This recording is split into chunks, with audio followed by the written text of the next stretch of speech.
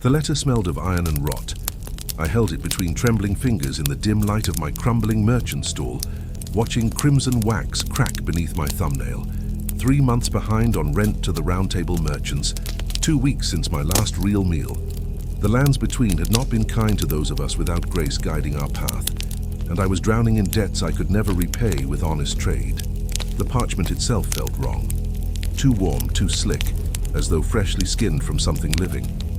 When I unfolded it, rust-colored stains marked the edges, and the ink seemed to pulse in the candlelight. The message was brief, written in an elegant hand that seemed at odds with the grotesque medium.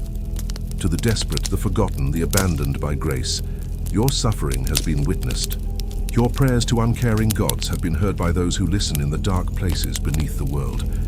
Wealth beyond measure awaits those bold enough to claim it. Service to the Lord of Blood brings rewards the Golden Order could never bestow. Come to the precipice where the altar's plateau bleeds into darkness. Bring nothing but your will to transcend. A servant of the coming dynasty. Below the words, a map had been drawn in what I desperately hoped was red ink. It showed a hidden passage beneath the cliffs, accessible only through a collapsed section of ruins I recognized near the sainted hero's grave. Coordinates marked in blood, or something like it. I should have burned it. Every instinct screamed that this was madness, that nothing good waited at the end of this invitation. But when you've already lost everything, when the grace of the Erd Tree has never once touched your wretched life, when you've watched nobles blessed by golden light step over your starving body without a glance, madness starts to look like opportunity. My name is Cyrus. I was nobody important. A third-generation merchant whose family had traded in Limgrave for decades, selling healing boluses and modest weapons to tarnished, who barely acknowledged my existence. My father died trying to expand our business into Liurnia. My mother succumbed to scarlet rot while foraging for materials in Caelid's Edge. I inherited nothing but debt and a stall in a market that grew emptier each day as war consumed the lands between. The shattering had destroyed any semblance of order. The Golden Order's merchants had seized my best inventory, claiming wartime appropriation without compensation. The local Godric soldiers had ransacked my home looking for hidden runes. I had nothing. I was nothing. That night I closed my stall for the last time. There was nothing left to sell anyway, just empty shelves and broken dreams. I packed a worn bedroll, a rusted dagger that couldn't cut butter, and a water skin that leaked. If this mysterious Lord of Blood wanted to kill me, at least it would be faster than starving in the streets. The journey to the coordinates took 2 days. I traveled at night, avoiding the main roads where Godric soldiers still patrolled, and tarnished warriors clashed with grotesque enemies I had no hope of surviving. The lands between felt more hostile with each passing mile, as though the world itself had turned sick. The ruins marked on the map stood at the edge of a cliff, overlooking a chasm so deep that no light reached its bottom. Ancient stones crumbled into the void, carved with symbols I didn't recognize. Not the Golden Order's sacred geometry, but something older, more primal. Spirals and curves that hurt to look at too long, as though they moved when I wasn't watching directly. I found the collapsed section exactly where the map indicated. A gap in the ruins revealed stone steps descending into darkness. The air rising from below felt wrong, too warm, too humid, carrying that same metallic scent from the letter. Something in my gut twisted with fear, but I forced myself forward. What did I have to return to? An empty stall, an eviction notice, a slow death from hunger. The descent was treacherous. The steps were slick with moisture I couldn't identify in the darkness, and more than once I nearly lost my footing. I lit a small torch I'd brought, but the flame guttered strangely, burning with an orange-red hue that cast dancing shadows on walls that seemed to pulse like living flesh. After what felt like hours, the narrow stairway opened into a vast underground passage. My torch revealed stone corridors wide enough for 3 men to walk abreast, carved with the same disturbing spiral patterns. But what made my breath catch were the stains. Blood, unmistakably blood. Not splattered from violence, but deliberately painted in elaborate designs across the walls and floor. Dried to a dark brown in most places, but glistening fresh in others, as though someone had just finished their work. The patterns formed words in a language I couldn't read, symbols that seemed to writhe at the edge of my vision. I wasn't alone. The first body lay slumped against the wall 20 paces ahead. My torch revealed a young woman, maybe 20 years old, dressed in the tattered remains of what had once been fine traveling clothes. Her eyes were open, staring at nothing, and her skin had taken on a waxy pallor. But she wasn't dead, not entirely. Her chest rose and fell with shallow breaths, and when I knelt beside her, her eyes tracked toward me with agonizing slowness. "Turn back," she whispered, voice barely audible. "The blood. It changes you. Can't stop it. Once it starts." "What happened to you?" I asked, reaching for her hand. It was cold, so cold, and her veins stood out black beneath her skin like roots of corruption spreading through her body. "Drank from the pool," she managed. "He promised wealth, power, but the blood, it wants things. Makes you want terrible things." Her eyes rolled back and she fell silent again, lost in whatever nightmare gripped her mind. I should have fled then, should have run back up those stairs and never looked back. But I'd come too far, fallen too low. The desperate make poor decisions, and I was nothing if not desperate. I pressed onward, my torch revealing more bodies in various stages of that same strange affliction. Some breathed, some didn't. All bore those same black veins spreading beneath their skin like cracks in porcelain. And with each step deeper, the temperature rose, the air grew thicker, and that metallic scent intensified until I could taste copper on my tongue. The passage eventually opened into a vast chamber, a natural cavern that had been modified by deliberate hands. Stone pillars rose to support a ceiling lost in shadow, each carved with scenes of violence and worship I couldn't fully comprehend in the flickering torchlight. But what dominated the space was the pool. It sat in the center of the chamber, maybe 30 feet across, filled with liquid that gleamed dark red in my torchlight. Not water. Blood. Thick, viscous blood that moved of its own accord, forming patterns and spirals on its surface, despite the stillness of the air. Steam rose from it, carrying that overwhelming metallic reek. Around the pool stood perhaps a dozen figures, all dressed in similar dark robes marked with red symbols. They stood perfectly still facing the pool, hands clasped in prayer or supplication. None acknowledged my entrance. None moved. They might have been statues, but for the occasional rise and fall of their chests. At the far end of the chamber, beyond the pool, stood an archway carved from black stone. Beyond it, stairs descended even deeper, and from those depths came a sound that made my blood run cold, a rhythmic pulsing like a massive heartbeat, echoing up from the bowels of the earth. "Welcome, Cyrus." The voice came from everywhere and nowhere, smooth as silk and sharp as broken glass. One of the robed figures turned toward me, pulling back their hood to reveal a pale face with eyes that gleamed too red in the torchlight. "We've been expecting you. The Lord of Blood has need of those willing to serve, and your desperation sung to us like a beacon in the dark." "Who are you?" I managed, my voice cracking. "What is this place?" "This is the threshold," the figure said, moving closer with steps that seemed to glide rather than walk. "The beginning of your journey into a dynasty that will reshape the lands between. I am Vara, first surgeon to Lord Mohg, and I offer you a choice that so few ever receive." He gestured to the pool of blood. "Drink from the sacred blood. Pledge yourself to our Lord's service, and you will never want for anything again. Power, wealth, purpose, all will be yours. Or turn back now. Return to your empty stall and empty life, and die slowly in the rot of a dying world. Choose."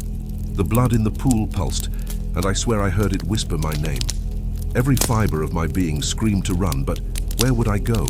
Back to nothing, back to starvation, back to a world that had never wanted me? I stepped toward the pool, and Vare smiled. It was not a comforting expression. "Excellent," he purred. "Then let us begin your transformation. Kneel, drink, and pledge yourself to the Lord of Blood. Speak the words. I offer my service to Mohg, Lord of Blood, and accept the blessing of the formless mother." My hands shook as I knelt at the pool's edge. The blood's surface rippled with anticipation, and in its reflection, I saw not my own face, but something else. Something with too many eyes and too many teeth. Something that hungered. But I had made my choice. I cupped my hands, dipped them into the pool, and felt warmth that shouldn't exist spread through my palms. The blood was thick, clinging to my skin like syrup, and when I raised it to my lips, every instinct screamed to stop. I drank anyway. The taste was indescribable, copper and salt and something sweet that made my stomach turn.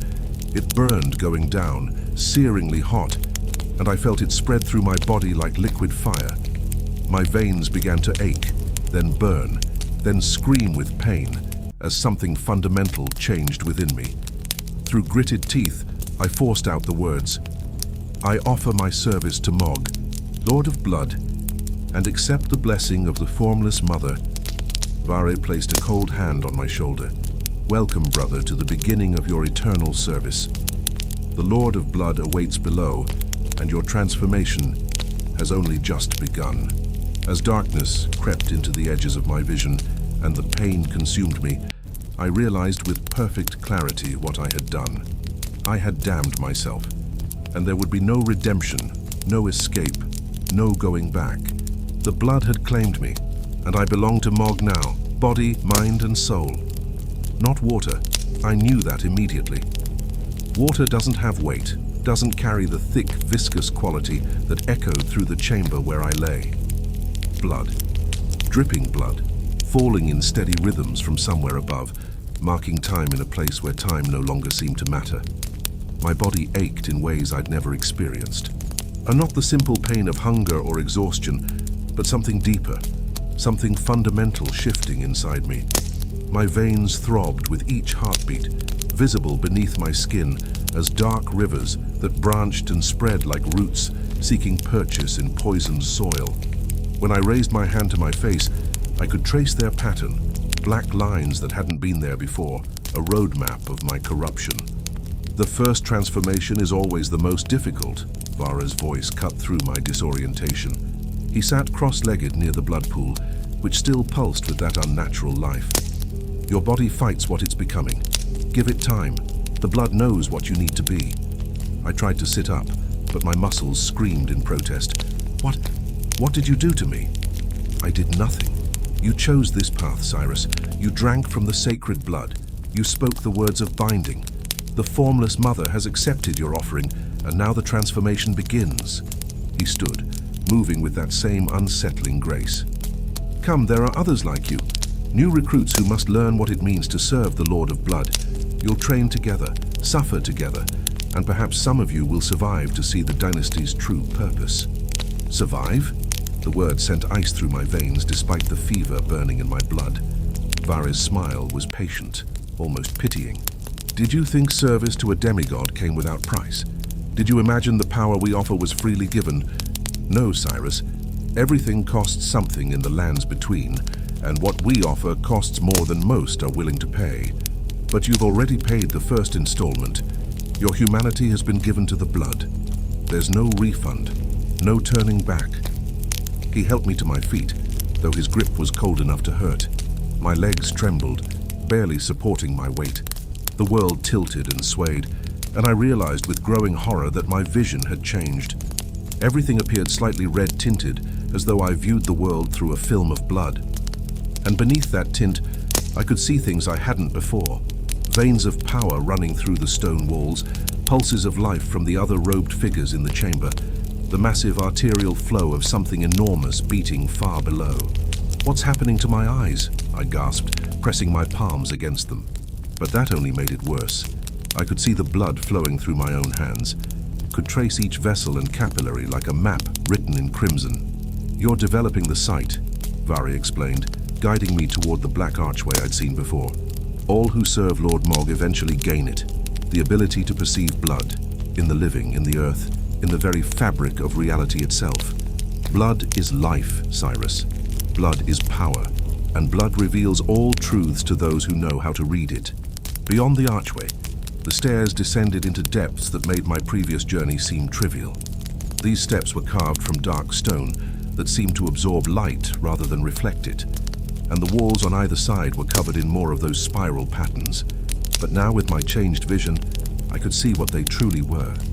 Not simple decorations, but channels carved deep into the stone, filled with slowly flowing blood that moved upward. defying gravity, feeding something vast and hungry above. "Where are we going?" I asked, each step sending jolts of pain through legs that felt increasingly foreign to me. "The Initiate's Chamber," Vare replied, "where all new servants of the dynasty learn their first lessons, where you'll meet your brothers and sisters in blood, where you'll discover what Lord Mohg truly asks of those who serve him." The descent took hours, or perhaps minutes. Time moved strangely in this place, stretching and compressing in ways that made my head spin. The temperature continued to rise, and I found myself sweating despite the underground chill that should have dominated. The air grew so humid I could barely breathe, thick with moisture, and that overwhelming metallic scent that had become my constant companion. Other figures joined us as we descended, men and women emerging from side passages, all bearing the same black veins beneath their skin, all moving with the jerky uncertainty of bodies, learning to obey new masters. Some were dressed in merchants' clothes like mine. Others wore armor that marked them as soldiers or knights who'd abandoned their oaths. One young woman wore scholar's robes from the Academy of Raya Lucaria, the glintstone insignia torn from her chest. All of us had the same desperate look in our eyes, the look of people who'd gambled everything on a terrible promise. "Welcome, initiates," Vare announced, when we'd all gathered in a vast chamber at the bottom of the stairs. "You have taken the first step into a glorious future. You have drunk from the sacred blood and pledged yourselves to the Lord of Blood's service. Now begins your education in what that service truly means." The chamber was enormous, its ceiling lost in shadow despite the torches that lined the walls. But these weren't ordinary torches. They burned with that same red-orange flame, and the light they cast made everything look diseased, corrupted. The floor was marked with massive spirals carved deep into the stone, and at the center of each spiral, a pool of blood bubbled and steamed. Around the chamber stood dozens of figures in dark robes, servants who'd been here longer, whose transformations had progressed further than ours. I could see it in them, the way their skin had taken on a waxy, bloodless quality, how their eyes gleamed too red, too bright. Some had begun to develop small horns pushing through their scalps, bony protrusions that curved backward like the beginnings of a crown. "The Lord of Blood seeks to build a dynasty," Vare continued, his voice echoing in the vast space. "But not a dynasty of the weak, the cowardly, the unworthy. No, he seeks those strong enough to endure the transformation, dedicated enough to sacrifice everything, loyal enough to serve without question. You have volunteered for this honor. Now prove yourselves worthy of it." One of the more advanced servants stepped forward, a tall man whose horns had grown prominent enough to curl around his ears. His eyes were entirely red now, no white remaining, and when he spoke, his voice carried a wet, gurgling quality. "I am Ansbach, pure-blood knight of the Mohgwyn dynasty. I will oversee your training. You will learn to fight, to bleed, to kill in the name of our Lord. You will learn to embrace the power the sacred blood offers. And you will learn that mercy is a weakness we cannot afford." He gestured to the pools. "Each of you will claim a pool. You will meditate in the blood, letting it reshape you from within. You will train your bodies to become weapons worthy of the dynasty. And you will learn the first and most important lesson of service to Lord Mohg. Pain is the crucible in which true strength is forged." I chose a pool near the edge of the chamber, as far from the center as I could manage. The blood within bubbled lazily, releasing steam that smelled of copper and something else. Something organic and wrong. The other initiates spread out, each claiming their own pool with various degrees of reluctance and fear. "Enter the blood," Ansbach commanded. "Submerge yourselves. Let it work its will upon your flesh." The scholar from Raya Lucaria was first, perhaps driven by curiosity that overcame her fear. She stepped into her pool, gasping as the blood reached her knees, then her waist. When she submerged completely, the blood's surface erupted in bubbles, and even from across the chamber, I could hear her muffled screaming. One by one, the other initiates followed. A soldier who'd served Godric, a merchant who'd lost everything to bandits, a farmer whose lands had been consumed by scarlet rot. All of us desperate, all of us damned. I was last. Standing at the edge of my pool, staring into the thick red liquid, I felt every instinct screaming to run. But Ansbach's red eyes were on me, and behind him, Vare watched with that patient, predatory smile. And beyond them all, I felt it. A presence deeper in the earth, something vast and terrible that waited with the patience of ages. I stepped into the blood. The heat was incredible, scalding, but somehow it didn't burn. Instead, it pressed into me, seeking entry through every pore, every opening. I felt it pushing against my closed lips, my sealed eyelids, forcing its way into my ears and nose. The pressure built until I couldn't resist any longer, until I opened my mouth to scream and the blood rushed in. Submerging was like drowning in fire. The blood filled my lungs, my throat, my stomach. I should have died, should have drowned in that cursed liquid. But instead I felt it spreading through me, replacing what I'd been with something new, something other. My veins burned as the blood flowed through them, rewriting my biology one cell at a time. And in that burning agony, I heard it. A voice that wasn't a voice. A presence that wasn't a presence. The formless mother, the outer god of blood and wounds, speaking directly into the core of my being. It didn't use words, but I understood its message perfectly. You are mine now. You will serve. You will bleed. You will help birth a new age in blood and pain. And in return, you will never be powerless again. When I finally surfaced, gasping and choking, my body had changed further. The black veins had spread to cover nearly every inch of my skin, pulsing with power that felt both exhilarating and terrifying. My vision had sharpened, and I could see the blood flowing through every living thing in the chamber. Could see their life force, their weaknesses, the precise points where a blade would cause maximum carnage. Good, Ansbach's voice was approving. You've survived the first baptism. Now the real training begins. Over the following days, or weeks, time had no meaning in that place. We trained. Ansbach taught us to fight with a savagery I'd never imagined. Not the disciplined swordsmanship of knights, but something primal, something that drew power from our corrupted blood. We learned to cut ourselves, to weaponize our own life force, to splash our blood on opponents and watch as it burned like acid. We learned that our wounds healed faster now, that the blood in our veins was becoming something other than human. We learned to sense other blood carriers, to distinguish between the pure and the corrupted. And we learned that the more we embraced the blood, the more power it offered, but at a cost measured in humanity and sanity. Some initiates didn't survive. The scholar from Raya Lucaria hemorrhaged from every orifice on the third day, her body rejecting the transformation. The soldier went mad on the fifth day, convinced insects were burrowing through his veins and had to be restrained until he either adapted or died. A young merchant's daughter simply stopped breathing one night, her body finally surrendering to changes it couldn't sustain.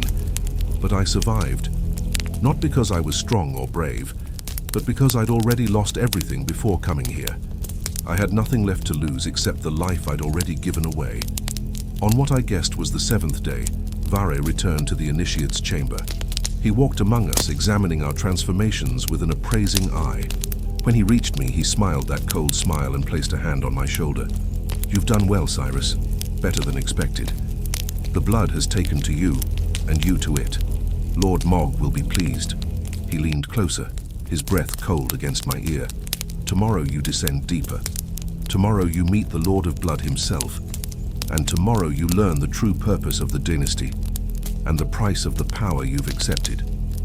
That night I lay in the small cell they'd assigned me, unable to sleep. My body burned with unnatural energy, my veins throbbing with blood that was no longer entirely my own. Through the stone walls I could hear that massive heartbeat growing louder, closer, as though something vast was waking in the depths below. And I realized with terrible clarity that my damnation was only beginning. I'd drunk from the sacred blood. I'd survived the initial transformation. But the true horror, the real cost of serving Mohg, Lord of Blood, still waited below in depths I couldn't yet imagine. The blood in my veins pulsed in time with that distant heartbeat, and I knew that tomorrow, willing or not, I would descend into the true heart of the Mohgwyn dynasty, and whatever I found there would complete my transformation from desperate merchant into something far more terrible. I was no longer Cyrus the merchant. I was becoming something else. Something that served the blood, served the dynasty, served a lord whose ambitions I couldn't begin to comprehend. And there was no escape, not anymore.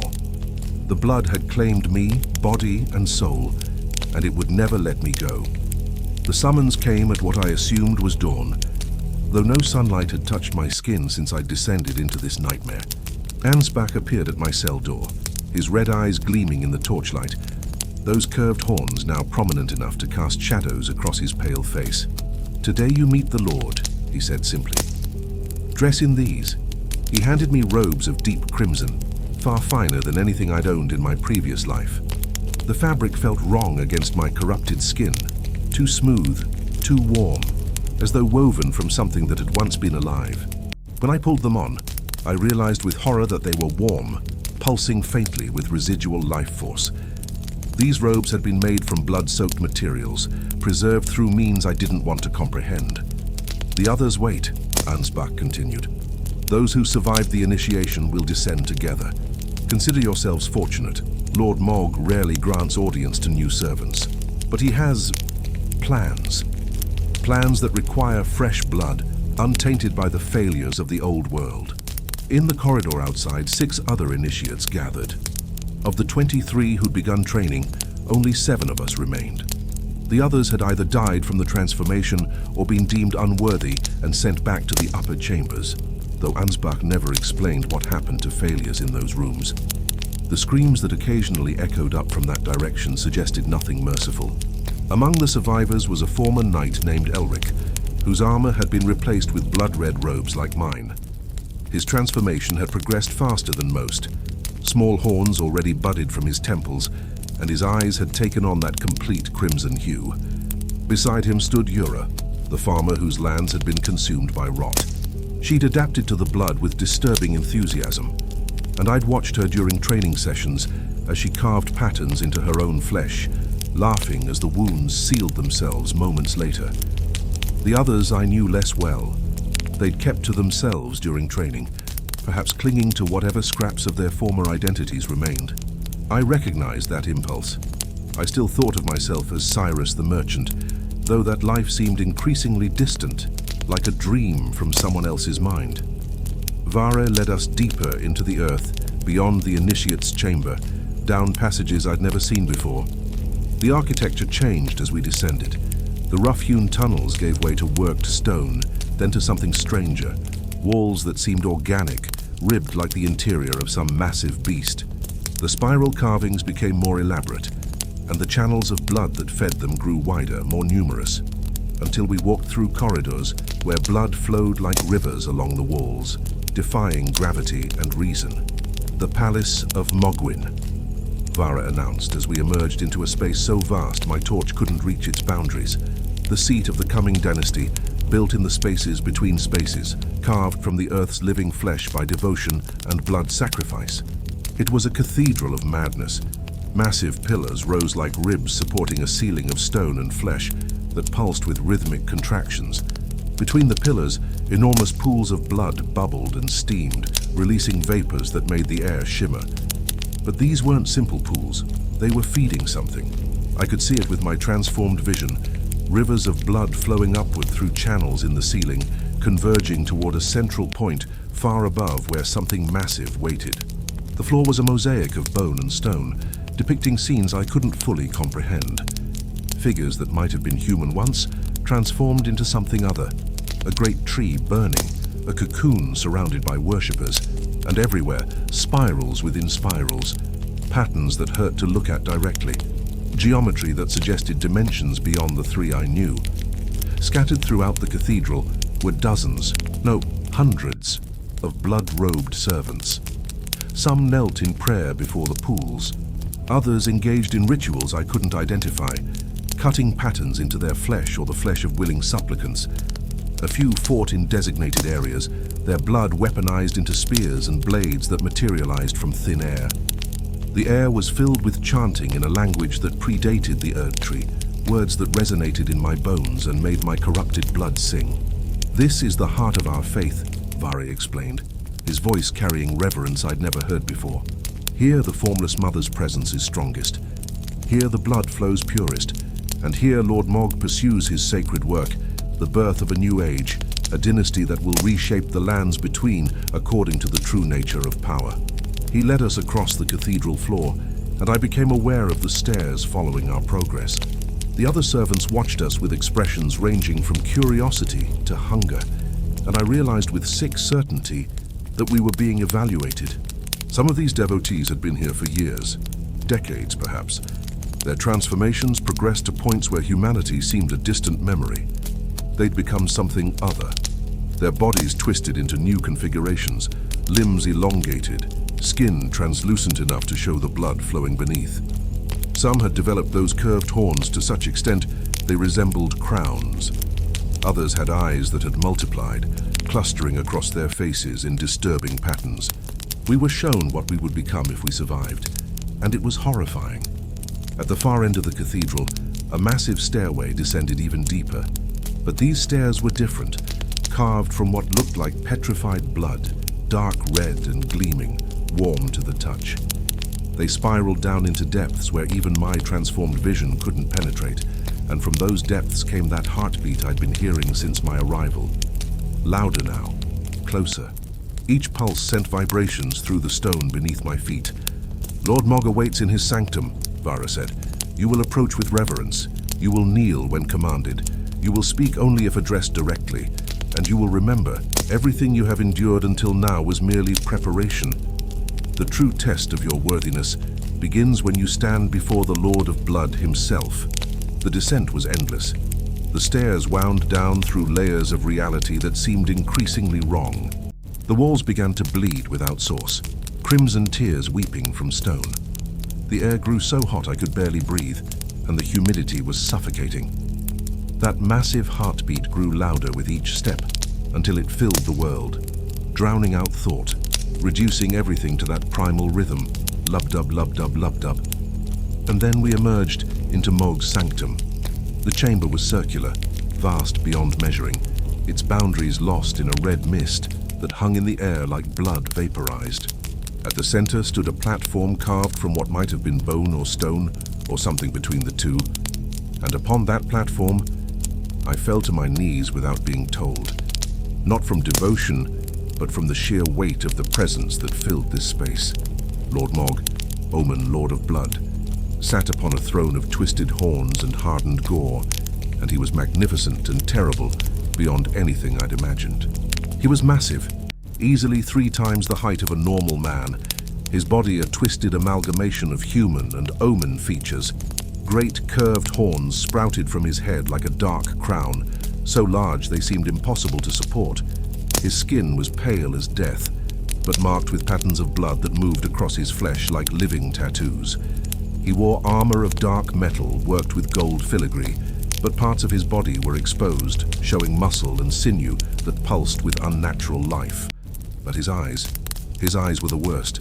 They burned with crimson fire that saw through flesh and bone, through lies and pretense, straight into the core of what you were. When his gaze swept across us kneeling initiates, I felt naked, exposed, every secret and shame laid bare before that terrible intelligence.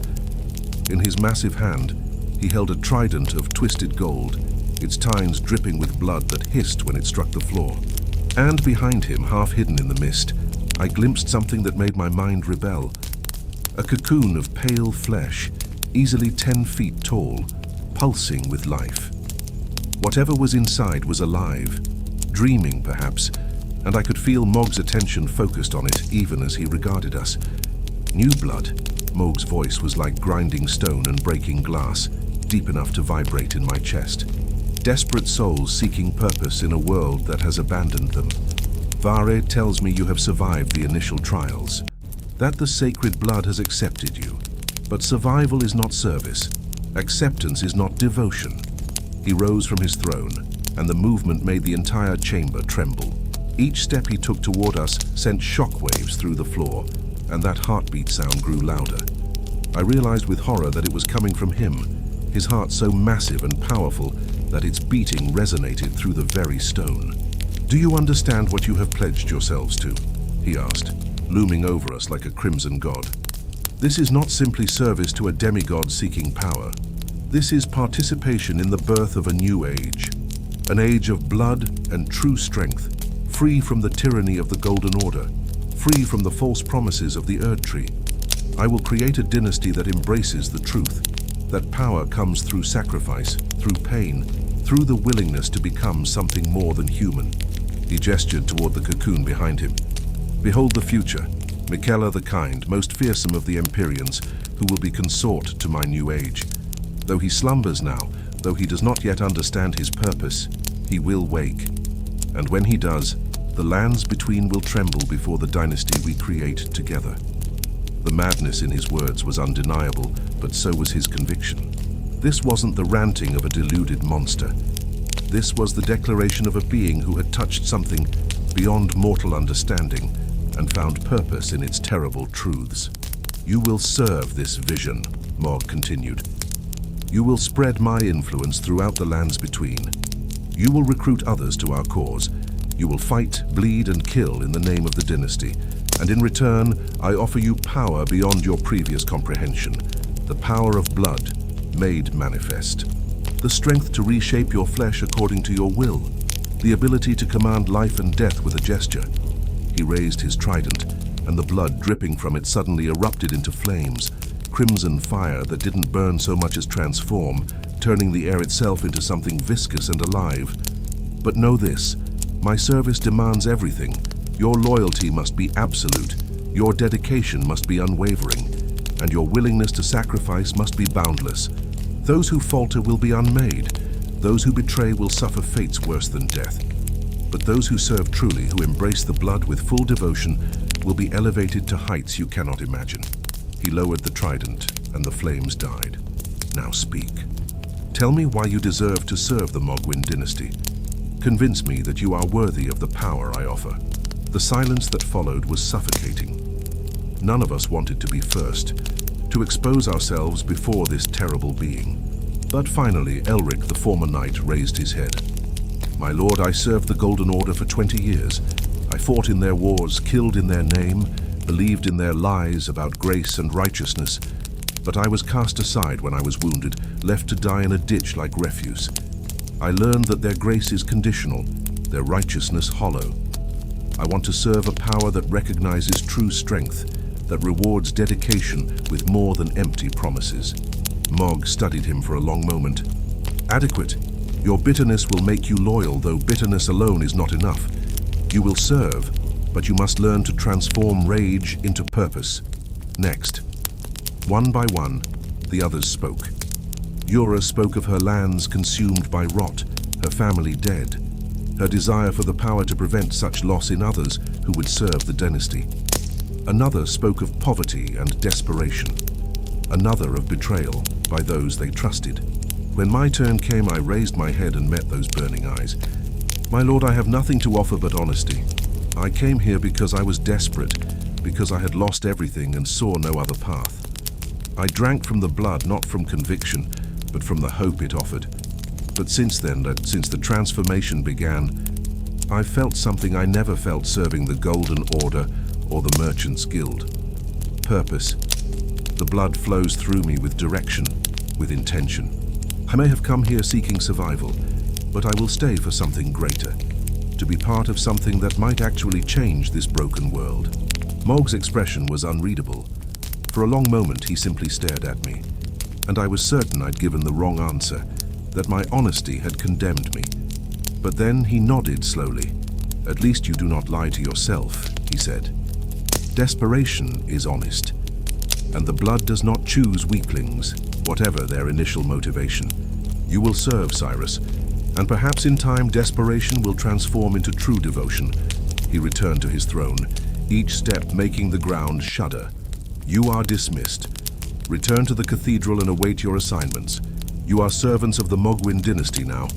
Embrace what you have become, for there is no returning to what you were. The blood has claimed you, and the blood never releases its hold. As we filed back up those endless stairs, I felt the weight of what had just happened. I'd knelt before a demigod consumed by mad ambition and pledged my service to reshaping reality according to his twisted vision.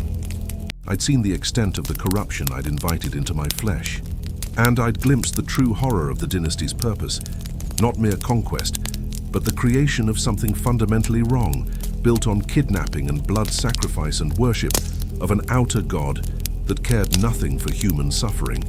but I couldn't turn back. The blood in my veins wouldn't let me, and some dark part of me, growing stronger with each day, didn't want to. Power was intoxicating.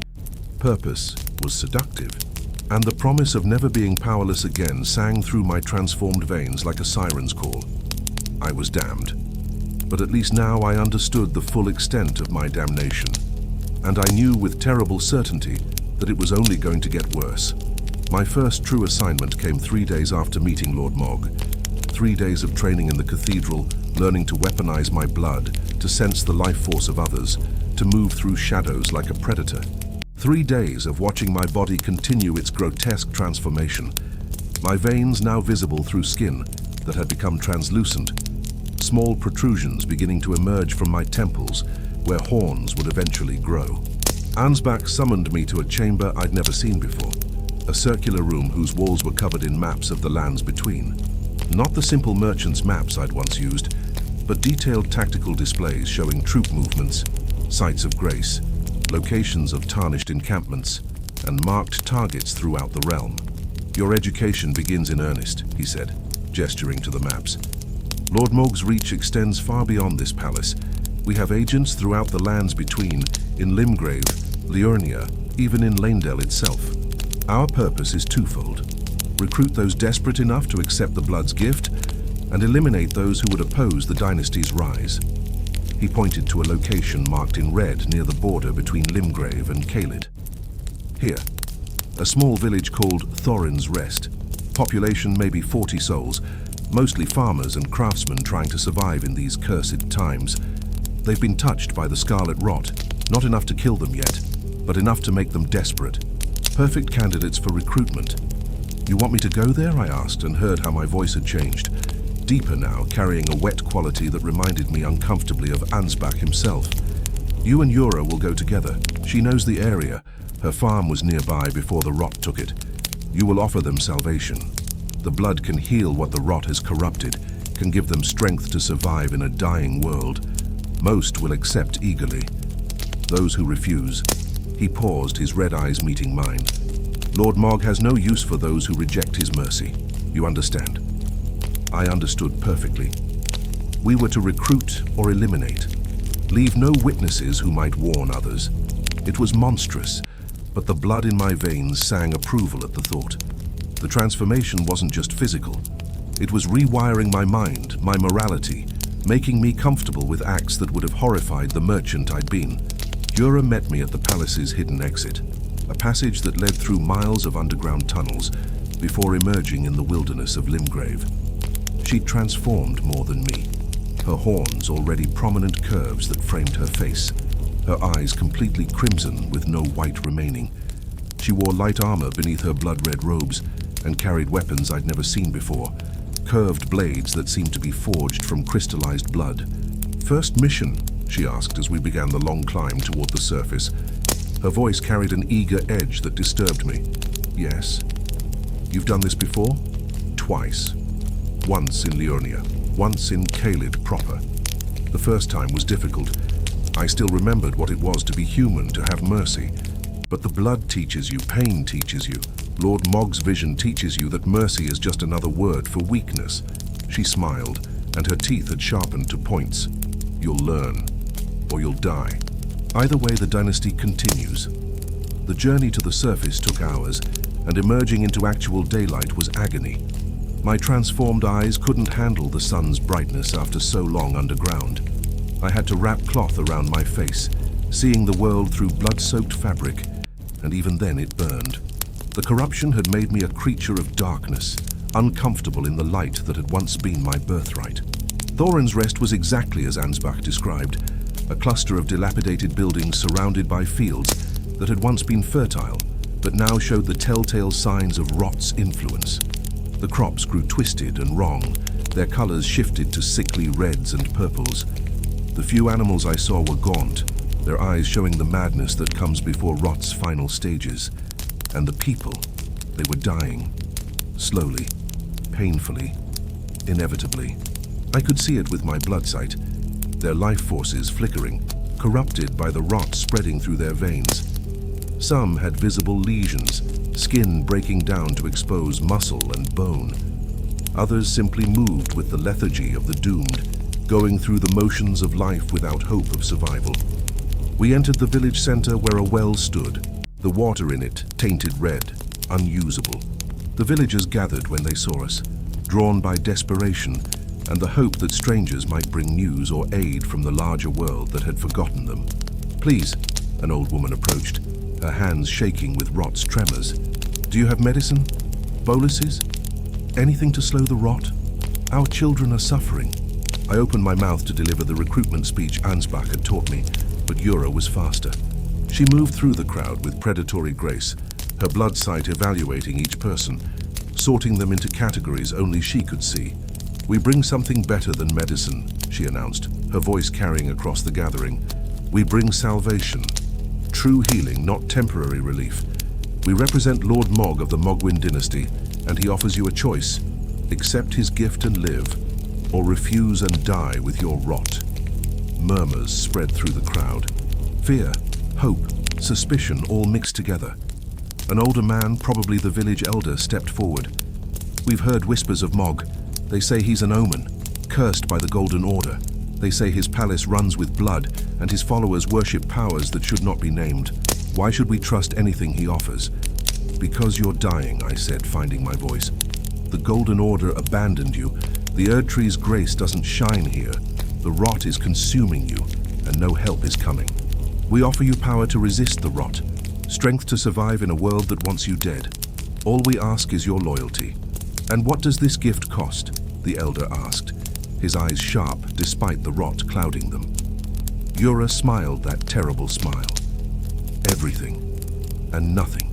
You give up what you were, weak, powerless, dying. You become something more, something stronger. The transformation is painful, but pain is temporary. Death is permanent. Choose." I watched the crowd, saw them wavering. Desperation warred with fear, hope struggled against suspicion. And then a young mother stepped forward, carrying a child who couldn't have been more than 5 years old. The girl's skin was covered in rot lesions, her breathing labored, her eyes glazed with fever. "Will it save her?" the mother asked, tears cutting tracks through the grime on her face. "Will your master's gift save my daughter?" Yura looked at the child with her blood sight, and I saw her expression shift. "No," she said flatly. "The rot has progressed too far. Even the sacred blood cannot reverse what has already been done. But it can save you. It can give you the strength to survive, to potentially bear other children who might live. But her, she is beyond saving." The mother's face crumbled. "Then what good is your gift? What good is power if it cannot save those we love?" "That is precisely the lesson you must learn," Yura said, her voice hard. "Love is weakness. Attachment is a chain that binds you to suffering. The dynasty offers freedom from such weakness. We do not promise to save everyone. We promise to elevate those strong enough to survive. Your daughter is weak. You need not be." The cruelty of it struck me like a physical blow. This was what we had become. Creatures who measured worth in survival capability, who dismissed love as weakness, who offered salvation at the cost of humanity itself. And the worst part was that the blood in my veins agreed with Yura's assessment. The transformation had progressed far enough that I could feel its logic, its terrible arithmetic of power and sacrifice. The mother fell to her knees, clutching her dying child, and I felt something inside me crack. Some last fragment of Cyrus the merchant, Cyrus the human, screaming against what I was becoming. But before I could act on that impulse, chaos erupted. A young man burst from one of the buildings, and I saw immediately that he was different from the other villagers. He bore the faint shimmer of grace, marking him as tarnished, one of the exiles called back to the lands between for purposes the greater will alone understood. He wore mismatched armor and carried a straight sword that gleamed with sacred ash. "Fiends!" he shouted. "I know what you are. Servants of the Omen Lord, spreaders of corruption worse than any rot. These people will not fall to your lies." Yura's transformation was instant. Her blades materialized in her hands, dripping with blood that steamed in the air. A tarnished. How fortunate. Lord Mohg rewards those who bring him the blood of grace-blessed fools. The fight was brutal and one-sided. The Tarnished was skilled, but he was one against two, and we had powers he couldn't comprehend. Yura moved like liquid death, her blood blades cutting through his guard. I found myself fighting alongside her, and discovered that I could do things I'd never learned, could make my blood leap from my wounds to splash across his armor where it burned like acid, could sense his movements before he made them, by reading the flow of his life force. We cut him down in front of the villagers, cut him down, and left him bleeding in the dirt while the people who might have helped him cowered in terror. And as his grace-blessed blood pooled beneath him, I felt the Formless Mother's pleasure resonating through my veins, like an addictive drug. Now, Yura addressed the terrified crowd, you see what awaits those who oppose the dynasty. This Tarnished thought his grace would protect him, but there is no grace strong enough to resist the power we offer. Choose now. Accept Lord Mohg's gift, or share this fool's fate. They chose. Of course they chose. Faced with immediate death or the promise of survival, even at a terrible cost, humans will always choose to live. All of them except the mother with the dying child, who simply clutched her daughter and wept, refusing to leave her side, even as the others lined up to receive the blood's curse. We performed the ritual there in the village center. One by one, we cut our palms and let our corrupted blood flow into cups they drank from. One by one, we made them speak the words of binding. I offer my service to Mohg, Lord of Blood, and accept the blessing of the Formless Mother. And one by one, I watched them begin to change. Watched the rot in their systems battle with the blood corruption, watched their veins darken and their eyes shift toward crimson. Some screamed, some wept. All of them survived the initial transformation. They would be taken back to the palace for proper training, for the complete remaking that would turn them from desperate farmers into loyal servants of the dynasty. But the mother and child remained, sitting beside the dead Tarnished, refusing to participate. And I knew what Yura expected me to do, knew what Ansbach's orders had been. No witnesses, no one left to warn others or spread tales of what happened in Thorin's Rest. Kill them, Yura said simply. The child is dying anyway, and the mother has refused salvation. They are useless to the dynasty. I approached them, my hand on the blade Ansbach had given me before we departed. The mother looked up at me with eyes that held no fear, only resignation and an exhausted sadness that cut deeper than any weapon. Do what you must, she said quietly, but know that you are damned.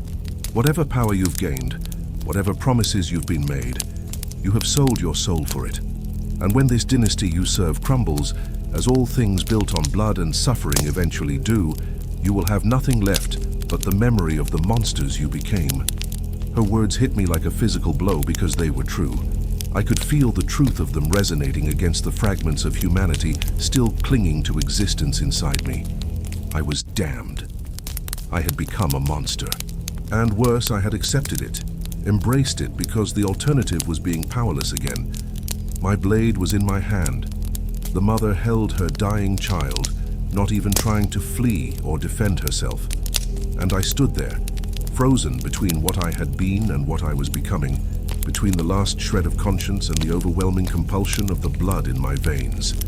Do it, Yura hissed, or I will, and I will report your weakness to Lord Mohg. Mercy is death in the dynasty. Hesitation is betrayal. The blood screamed at me to strike. The Formless Mother's presence pressed against my mind, demanding obedience. Mohg's will flowed through my corrupted veins, compelling action. Every fiber of my transformed body urged me toward this final step, the complete abandonment of everything I had been for the power of what I could become. I raised the blade, and in that moment, I understood the true horror of serving Mohg. Not the physical transformation, not the pain of corruption, not even the loss of humanity. The real horror was this, the complete erosion of choice. I had entered into this service thinking I was making a decision, exercising my free will to escape poverty and powerlessness. But the blood had its own will, its own hungers, and it rewrote those who carried it until their choices were no longer truly theirs. I would kill this woman and child, not because I wanted to, not even because I believed it was right. I would kill them because the blood demanded it, because the dynasty required it. because I was no longer capable of refusing. My transformation was nearly complete, and with it came the terrible realization that I had become exactly what Mohg needed: a weapon without conscience, a servant without will, a monster who could commit atrocities while telling myself I had no choice. The blade fell, and as their blood joined the tarnished on the ground of Thorin's Rest, as Yura's approving laughter rang across the emptied village, as the formless mother's pleasure flooded through my veins like poison disguised as wine, I understood that there was no redemption waiting for me, no escape, no forgiveness. I was Mohg's creature now, completely and irrevocably, and the worst part was the small voice in the back of my mind that whispered, this was better than being nothing, that power purchased with atrocity was still power, that damnation was preferable to obscurity. We left Thorin's Rest as a village of the dead and the corrupted, and I did not look back, could not look back. The blood would not allow it, and I was too far gone to resist anymore. The dynasty had claimed me, and I finally understood the full price of the power I'd accepted. It wasn't just my humanity. It was my capacity to choose, my ability to refuse, the very essence of free will itself. I had become a perfect servant because I was no longer capable of being anything else. And Lord Mohg, watching from his throne of horns in the depths of his palace, surely smiled at another soul fully corrupted, another weapon forged in blood and despair, another testament to the dynasty he was building, one atrocity at a time. The summons came in blood. I woke in my cell to find crimson letters written across the stone walls, words that hadn't been there when I'd collapsed into fitful sleep after returning from Thorin's Rest. The blood formed sentences in that ancient language I was beginning to understand, the tongue of the formless mother herself. Come to the sanctum. Your transformation nears completion. The Lord of Blood would witness your ascension. 6 months had passed since that terrible day in the village. 6 months of missions throughout the lands between, each one carving away another piece of what I had been. I had recruited dozens to the dynasty's cause. I had killed more than I could count. Tarnished who opposed us, merchants who refused to pay tribute, entire families who rejected salvation. My hands were stained with so much blood that I could no longer remember what they'd looked like clean. But it was the physical changes that marked time most clearly. The horns that had budded from my temples now curved backward in elegant spirals, nearly 6 inches long and still growing. My skin had become translucent enough to see the network of blackened veins beneath, pulsing with blood that was no longer entirely my own. My eyes had completed their transformation, entirely crimson now, capable of seeing the flow of life force in everything around me, but nearly blind in natural daylight. I no longer needed to eat. The blood sustained me, flowing through my veins with its own nutrients, its own terrible energy. I no longer felt pain as humans did. My flesh could be cut, burned, broken, and I would simply watch with detached curiosity as it healed in moments, the blood-knitting wounds closed with disturbing efficiency. And my mind had changed in ways I couldn't fully articulate. Thoughts that would have horrified Cyrus the merchant now seemed logical, reasonable. The voice of conscience had grown so faint I could barely hear it anymore, drowned out by the constant whisper of the formless mother, the compulsion of the blood, the weight of Lord Mohg's will pressing against my consciousness. I dressed in my finest robes, deep crimson silk worked with gold thread in spiral patterns, and made my way through the palace. Other servants bowed as I passed, recognizing my rank. I had risen quickly in the dynasty's hierarchy, my success in recruitment and elimination earning me favor. Ansbach himself had commended my work, and Vara had begun consulting me on strategy for expansion into new territories. The cathedral was different today. The massive space had been cleared of the usual worshippers, the blood pools stilled, the air heavy with anticipation. At the center, where the largest pool dominated, a ritual circle had been carved into the stone. Spirals within spirals, geometric patterns that hurt to look at directly, even with my transformed vision. Lord Mohg stood beside the circle, his massive form radiating power that made the air shimmer. His trident blazed with crimson flames, and his eyes, those terrible burning eyes, fixed on me as I approached. "Cyrus," his voice resonated through my bones. "You have served well. Better than most who come to us seeking power, they lack the strength to wield. You have learned to kill without hesitation, to recruit without mercy, to embrace the blood's gifts without the weakness of doubt. But your transformation remains incomplete. You teeter on the edge between human and something greater, still clinging to fragments of what you were. I knelt before him, feeling the heat radiating from his presence. My lord, I live only to serve the dynasty. Whatever remains of my former self, I offer it to you freely. Words, Mohg said, but his tone suggested approval rather than dismissal. Words are easy, but today you will prove them through transformation. Today, you will undergo the rite of hemorrhage, the final binding that will complete your metamorphosis. You will become pureblood, one of my true children, forever bound to the dynasty and the formless mother's will. The process will destroy what remains of your humanity. There is no returning from this threshold. Do you accept? Every instinct I still possessed screamed warnings. This was the point of no return, the final step into complete damnation. If I underwent this rite, Cyrus would truly die. Not just his circumstances or his choices, but the essential core of who he had been would be unmade and rebuilt into something that served Mohg's purposes absolutely. But the blood in my veins sang with eagerness. The formless mother's presence pressed against my mind with promises of power beyond imagining. And beneath it all, that terrible voice that had grown from desperate merchant to willing monster whispered that this was what I wanted. Not just survival, but transcendence. The chance to become something more than the weak, powerless nothing I had been. I accept, my lord. Mohg gestured to the ritual circle. Enter, disrobe, offer your flesh to the blood without barrier or protection. I stepped into the circle and removed my robes, standing naked in the center of those maddening patterns. The stone beneath my feet was warm, pulsing with life, and I realized the entire circle was carved from petrified blood, ancient sacrifice compressed and hardened over centuries. The rite of hemorrhage requires 3 offerings, Mohg intoned, beginning to circle me with steps that shook the ground. The first, blood from your body, freely given until you stand at death's threshold. The second, blood from your kills, the lives you have taken in my name. The third, blood from the formless mother herself, flowing through me to remake you in her image. He raised his trident, and the crimson flames intensified. We begin. The first offering was agony beyond description.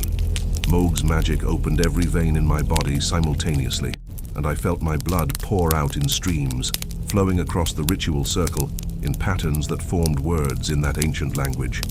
I should have died in seconds, should have collapsed as my life drained away.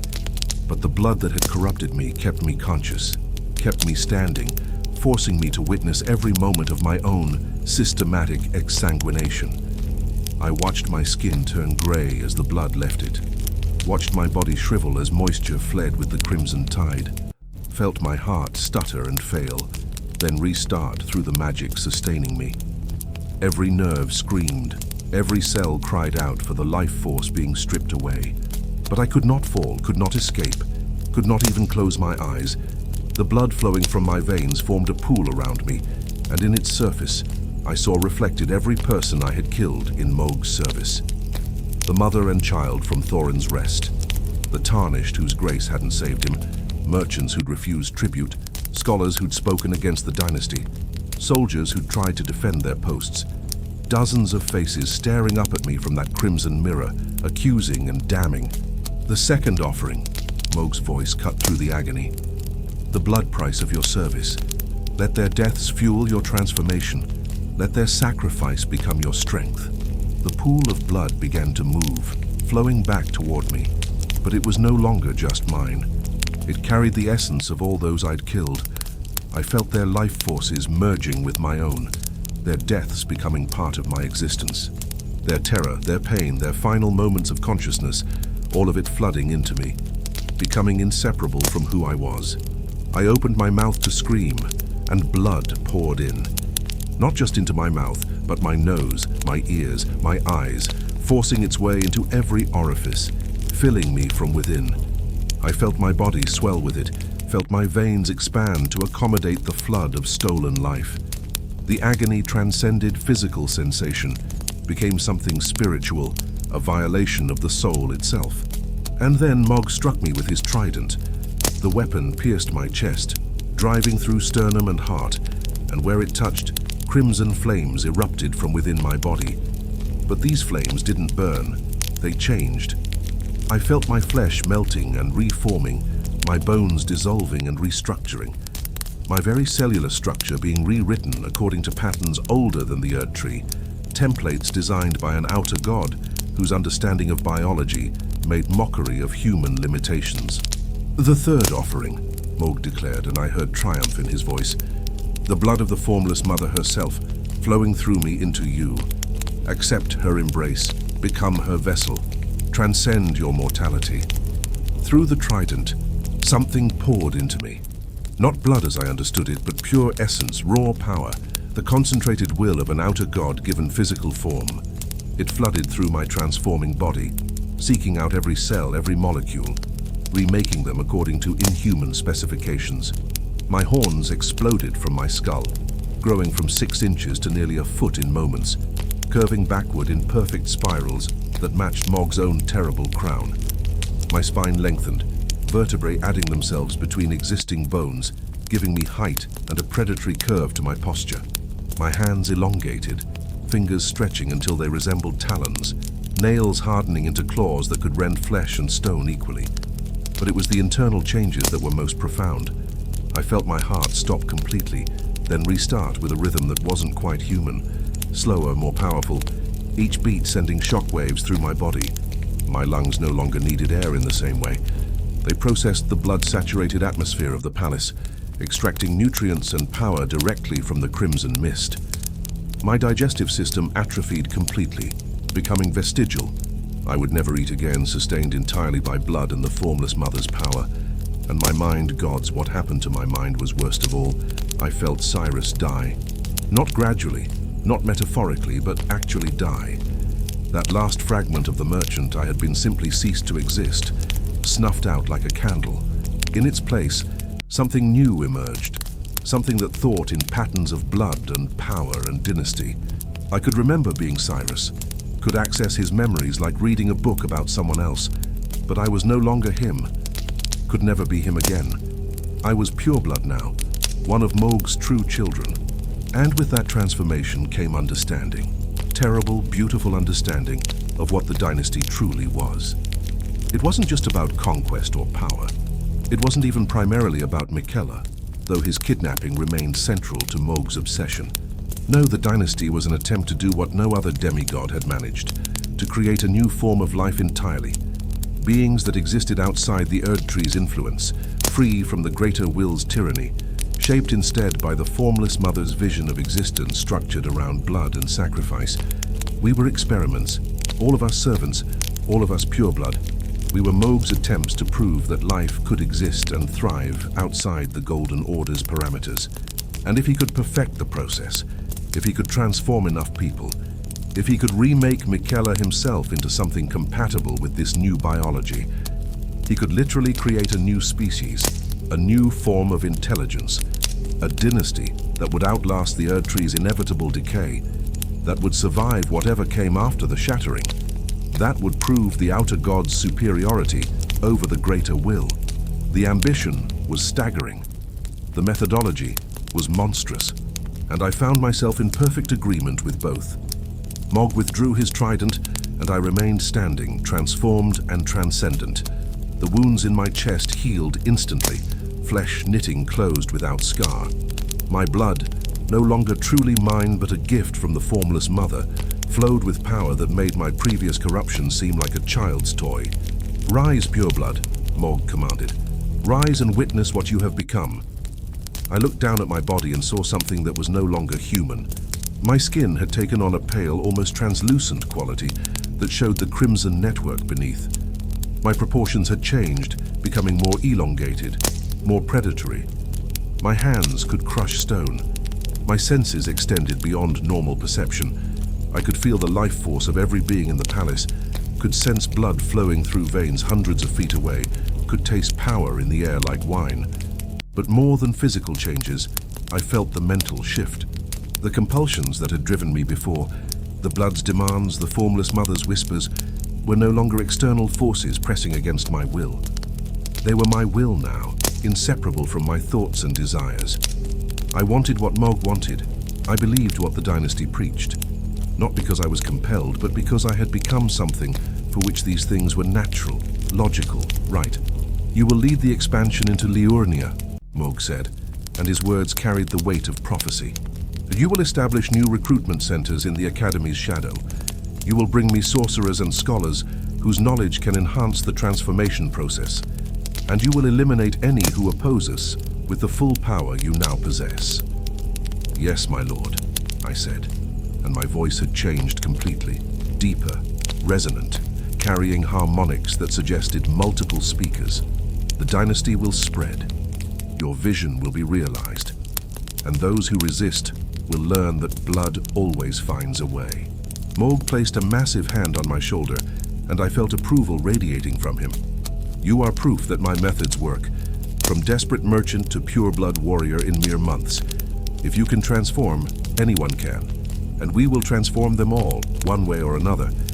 The lands between will run red with sacred blood before we are done. He turned toward the cocoon that dominated his throne room, that massive structure containing Miquella's sleeping form. And when enough have been transformed, when the dynasty is strong enough, we will wake him. We will show him that love and compassion are weakness, that power and blood are the only truths that matter, and he will become my consort, not through force, but through understanding, through seeing that this is the only path forward for a broken world. I looked at the cocoon and felt something I couldn't quite name. Not quite pity, not quite revulsion, but something close to both. Miquella slept inside, dreaming whatever dreams an Empyrean experiences, unaware that his brother worked to corrupt him, to reshape him into something compatible with this blood-soaked vision. But I said nothing. The pure blood transformation had taken my capacity for protest, along with my humanity. I was Mohg's weapon now, his creation, his proof of concept, and I would do exactly what he commanded, not from fear or compulsion, but because I had become something that could do nothing else. The rite concluded, and I was dismissed to prepare for my new assignment. As I left the sanctum, I caught my reflection in a pool of blood and barely recognized what stared back. Horns curved from my skull like a dark crown. Eyes burned with crimson fire. Skin pale as death stretched over a frame that was no longer quite human in its proportions. I was beautiful. I was terrible. I was exactly what desperation and blood and an outer god's will could make from a powerless merchant who'd once sold healing boluses in a Limgrave market. And the most horrifying part was that I felt no horror. The transformation was complete, and with it came acceptance. Not forced, not compelled, but genuine acceptance born from becoming something that could no longer comprehend why anyone would object to what I had become. The dynasty had claimed me absolutely, and I would serve it until the lands between drowned in blood, or the Erd tree's last leaf fell. There was no redemption, no escape, no going back. There was only the eternal service of the pure blood, and the terrible satisfaction of power purchased at the cost of everything I had been. The letter arrived 2 years after my transformation into pure blood, 2 years of spreading Mohg's influence across the lands between, 2 years of transforming desperate souls into servants of the dynasty, 2 years of building recruitment centers in shadowed places where the Erd tree's light barely reached and hope had long since died.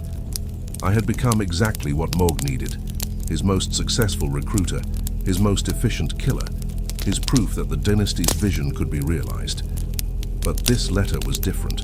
It came sealed with crimson wax bearing Mohg's personal sigil, delivered by Vara himself to my chamber, in the newly established Liurnia outpost. The old surgeon's eyes held something I'd never seen before. Concern, perhaps, or anticipation of something significant. Lord Mohg requires your immediate return to the palace, he said simply. Events are in motion. The dynasty enters its next phase, and you will bear witness. The journey back through those familiar tunnels felt different this time. I had changed so much that the darkness felt like home now. The blood-scented air as natural as breathing. My pure-blood body moved with inhuman grace, my senses extending through the stone itself, feeling the pulse of blood flowing through channels carved by devotion and sacrifice. The palace was different too, more crowded than I'd ever seen it. Hundreds of blood-robed servants filled the cathedral, and I recognized the signs of mass mobilization. Weapons being distributed, supplies being gathered, the fervent energy of an army preparing for significant action. Something was happening, something big. Ansbach met me at the sanctum stairs. His transformation progressed to the point where he barely resembled anything human. His horns had grown into a massive crown, his body elongated and powerful, skin completely translucent to show the blood flowing beneath like rivers of power. "The tarnished are becoming stronger," he said without preamble. "Several have begun collecting great runes, challenging the demigods themselves. It's only a matter of time before one of them finds this place. Lord Mohg has decided the time for hiding has passed. The dynasty will reveal itself, and you will play a role in what comes next." We descended into Mohg's sanctum, and I found the Lord of Blood standing before Miquella's cocoon, his massive form radiating intensity I'd never felt before. The cocoon itself had changed. It pulsed now, glowing faintly with an inner light that suggested whatever slept within was beginning to stir. "Cyrus," Mohg's voice carried genuine emotion, eagerness, anticipation, perhaps even anxiety. "My most successful creation. You have proven the dynasty's viability beyond all doubt, from merchant to pureblood, from powerless to powerful, from human to something transcendent. You are living proof that my methods work, that the formless mother's gifts can elevate anyone willing to pay the price." He turned from the cocoon to face me fully. "But success brings its own complications. The transformation process remains imperfect. Not all who drink the sacred blood survive the change. Not all who survive become truly pureblood. Some remain stuck in intermediate stages, powerful but unstable. And Miquella," he gestured to the cocoon, "remains stubbornly uncorrupted despite my best efforts." For the first time since my transformation, I heard doubt in Mohg's voice. Not weakness, but the acknowledgement of obstacles he hadn't anticipated. "The truth is," he continued, "I may never wake him, may never convince him that the dynasty offers salvation rather than corruption. His nature is fundamentally opposed to mine. He is empathy and compassion made manifest, while I am power and domination given form. We are too different, perhaps too opposed, to ever truly unite." He moved closer, his burning eyes meeting mine. "But you represent something else entirely. You chose this path from desperation, yes, but you adapted, thrived, became more than I dared hope. And in you, I see the dynasty's true future, not forcing transformation on the unwilling, but offering it to the desperate, the abandoned, those whom the Golden Order has failed." "What do you ask of me, my lord?" I asked, though part of me already knew. "I want you to return to the surface," Mohg said. "Not to hide, not to recruit in shadow, but to establish the dynasty openly. Build a temple in Liurnia where any who wish can come and request transformation. Let them see what you have become. Powerful, eternal, free from the tyranny of mortality and grace. Let them choose the blood willingly, with full knowledge of what they're accepting. The Golden Order will oppose this," I pointed out. "The Tarnished will see it as a threat." "Let them try," Mohg's smile was predatory. "The dynasty is strong enough now to defend itself, and those who come seeking to destroy us will find only death, or transformation into servants themselves. Either way, we grow stronger." He placed a hand on my shoulder, and I felt the weight of his will pressing against me. Not commanding, but requesting, acknowledging that I had become important enough to warrant explanation rather than simple orders. "I built this dynasty on blood and sacrifice, on pain and transformation," he said quietly. "And it has worked. We are strong.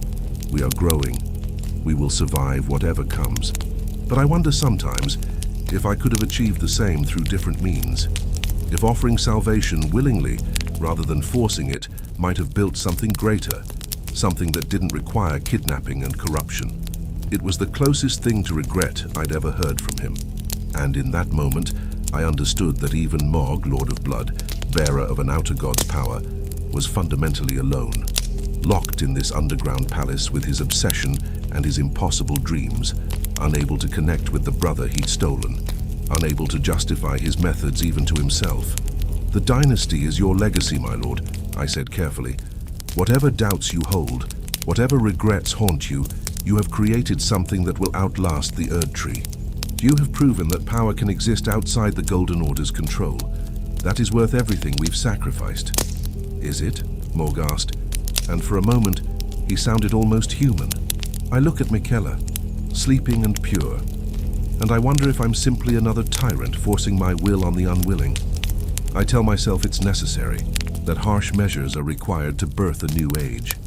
But some nights, in the silence between heartbeats, I wonder if I'm just another monster wearing ambition's crown. He released my shoulder and turned back to the cocoon. Go, Cyrus, build the temple.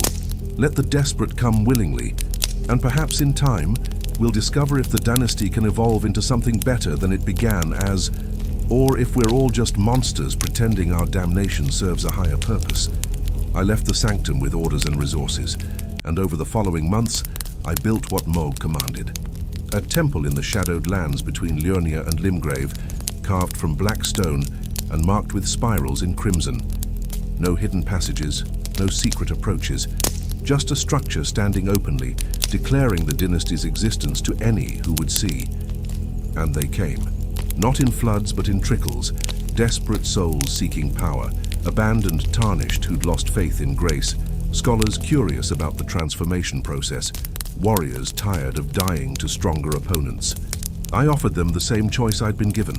Drink from the sacred blood, pledge service to Lord Mohg, accept what you will become. Some refused and left. I let them go, as Mohg had commanded. Others drank and died, their bodies rejecting the corruption.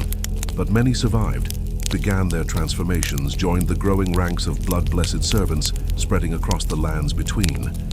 The dynasty grew. Mohg's vision manifested in ways he'd never anticipated. And I stood at its heart, living proof that desperate merchants could become something terrible and powerful.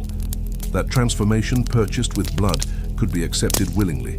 That perhaps damnation looked different depending on who was damned.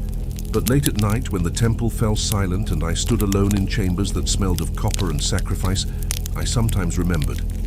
Remembered Cyrus, the merchant who'd once sold healing boluses in a Limgrave market.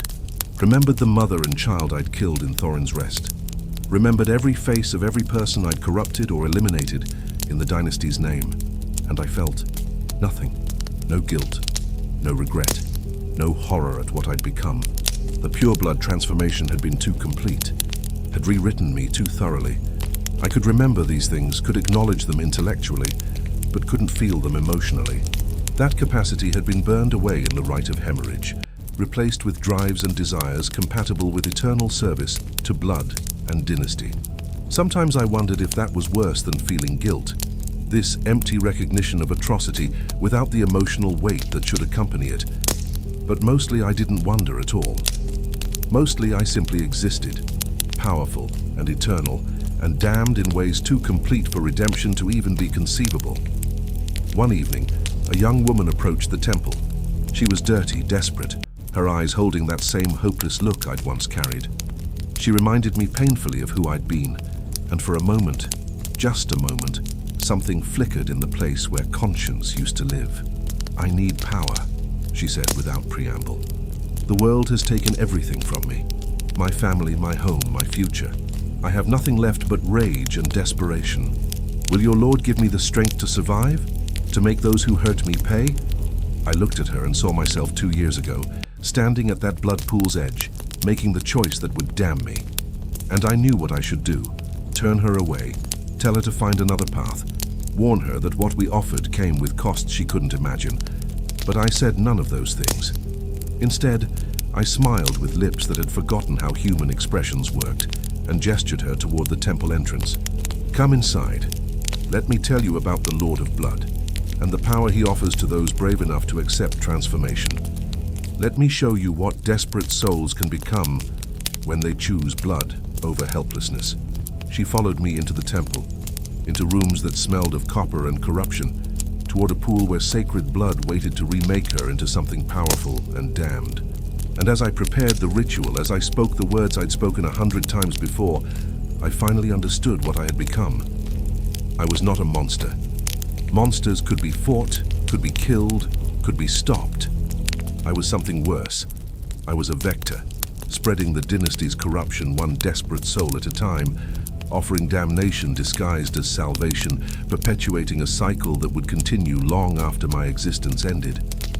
The dynasty would outlast me, would outlast Mohg, perhaps even the lands between itself, because we offered exactly what desperate people needed: power, purpose, the promise that their suffering meant something.